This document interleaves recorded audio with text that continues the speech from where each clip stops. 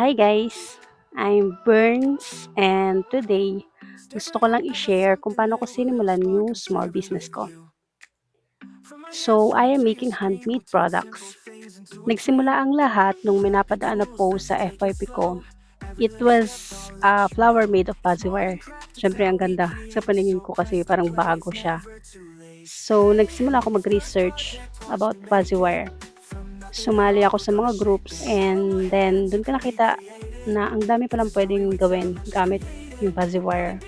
Na-amaze ako kaya ayun, sabi ko sa sarili ko, "Ba't di ko subukan?" 'Di ba?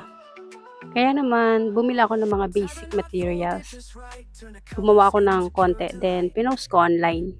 Yung pinakauna kong gawa, isang tulip single bouquet at nung may bumili, grabe sobrang proud ako sa sarili ko. Kahit ano, ang pangit ng gawa ko that time. Siyempre nasasabi ko na siyang pangit kasi nako-compare ko na siya sa mga gawa ko ngayon. Pero siyempre proud ko 'di ba, pinaghirapan mo yun, eh, tapos may nagsabing maganda.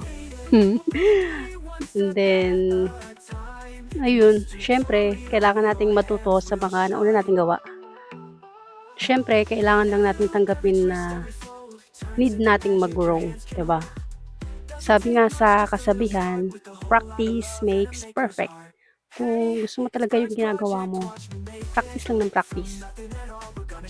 Kaya kung iniisip mo rin mag-start ng business, ito lang yung tandaan mo, huwag kang matakot mag-try.